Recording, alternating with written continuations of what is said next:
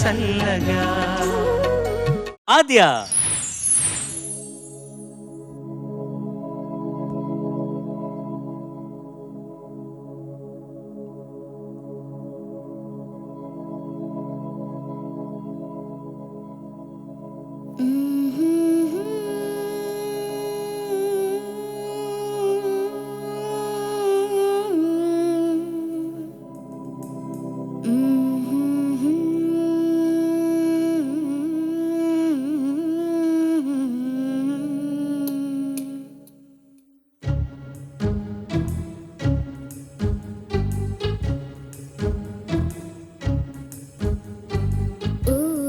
గుసగుసలాడే నా హృదయము గిసలాడే ప్రియా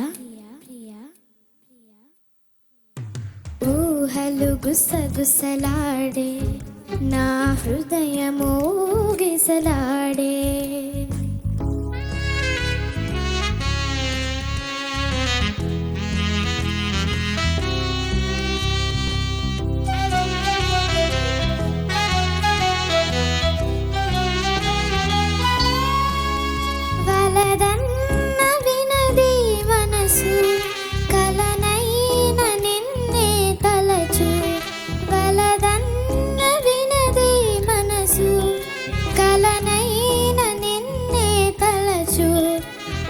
ప్రేమలో బలముందిలే అది నీకు మునుపే తెలుసు ఊహలు గుసగుసలాడే నా హృదయము గిసలాడే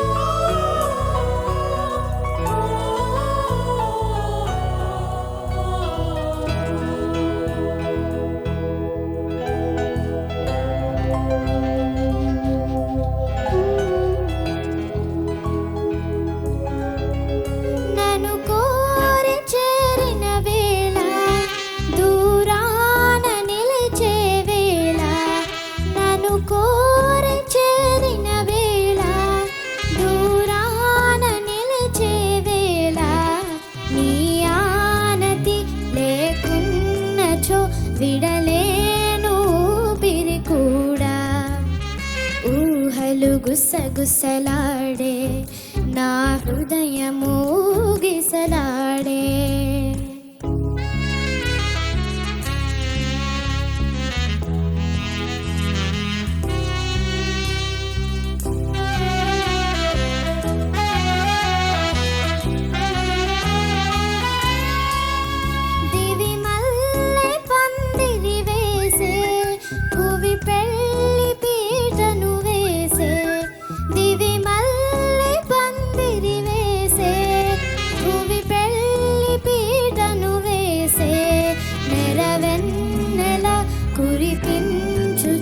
నెలరాజు పెండ్లిని చేసే ఊహలు గుసగుసలాడే మన హృదయములు ఎలలుగే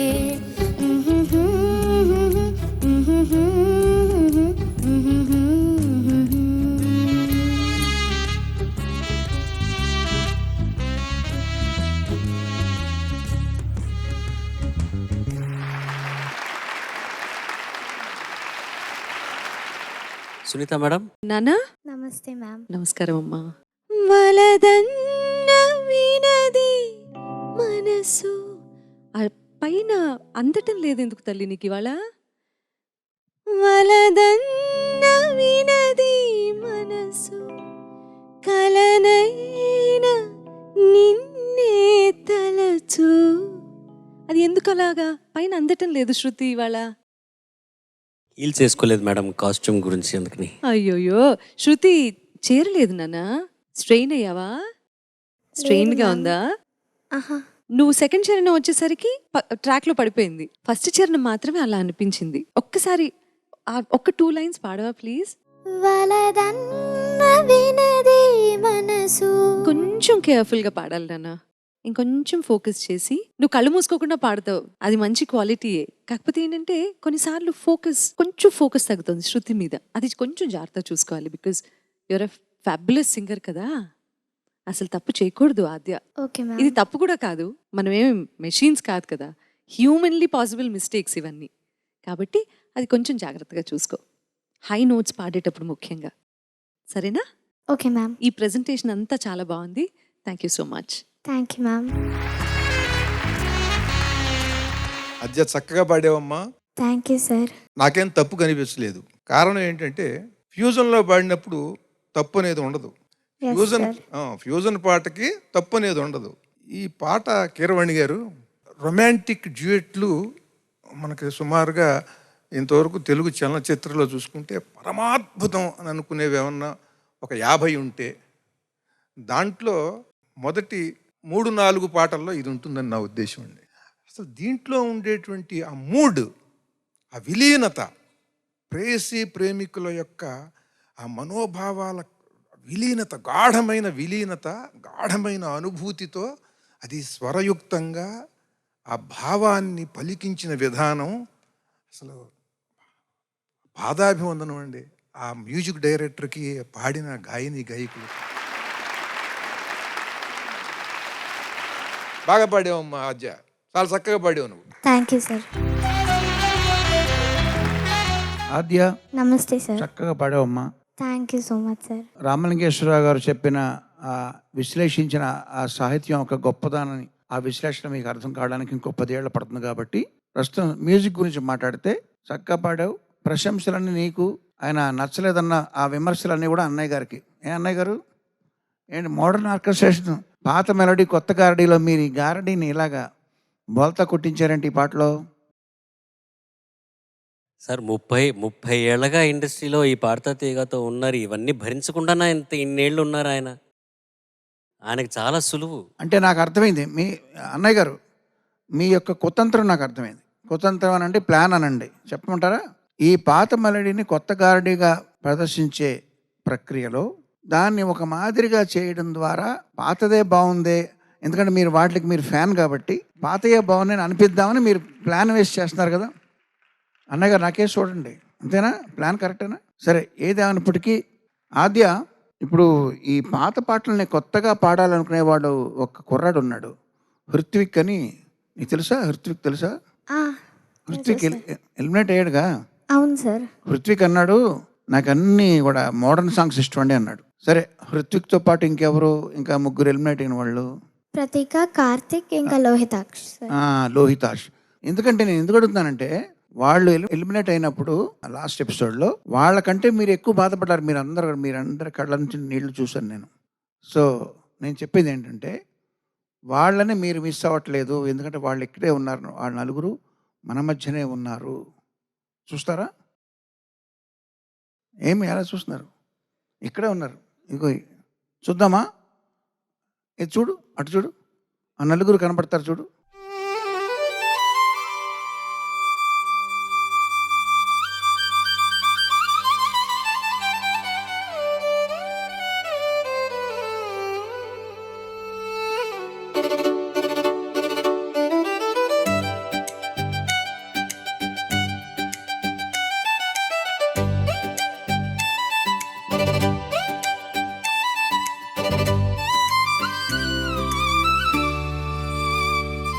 ఏ గెలుపైనా ఓటమైనా నేనవకాశం ఇస్తేనే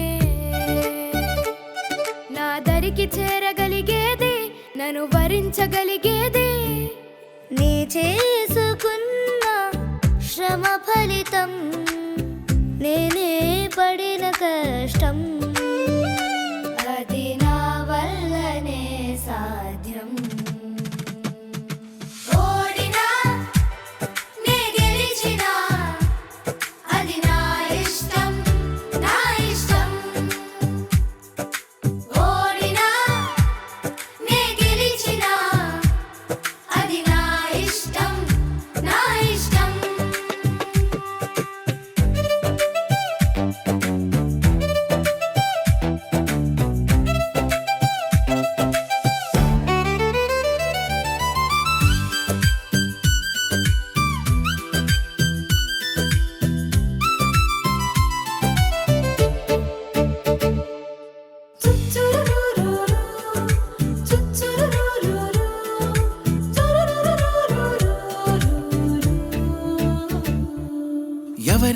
మీదనో యుద్ధం, వ్యర్థం వ్యర్థం ఇంకెవరి మీదనో పంతం, కాకూడదు నా సొంతం. నాతో నేనే చేసే యుద్ధం నా గెలుపుకి సోపానం. నాతో నేనే చేసే యుద్ధం నా గెలుపుకి సోపానం. కొలిమిలో నా ఓటమినే కరిగిస్తే నే పట్టిందల్లా బంగారం. ఓడినా నే గెలిచినా అది నా ఇష్టం నా ఇష్టం. ఓడినా నే గెలిచినా అది నా ఇష్టం నా ఇష్టం.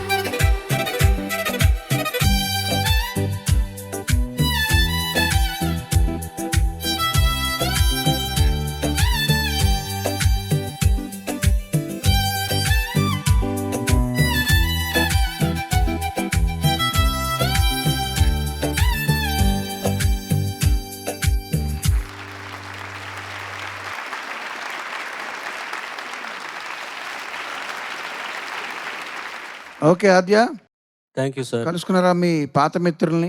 వాళ్ళు ఓడినా గెలిచినా మా ఇష్టం అంటున్నారు, వాళ్ళు హ్యాపీగా ఉన్నారు. సో మీరు కూడా అదే స్ఫూర్తిని మీరు ఇన్స్పిరేషన్గా తీసుకుంటారని చెప్పి అనుకుంటున్నా. ఏదో ఒకసారి అండి, ఓడినా అను. ఓడినా నే గెలిచినా నే గెలిచిన అది నా ఇష్టం నా ఇష్టం. అది నా ఇష్టం నా ఇష్టం. సో మిమ్మల్ని ఎలిమినేట్ చేయడానికి అధికారం మాకు లేదు. అదంతా మీరు కష్టపడి పాడితే మీరు ఉంటారు.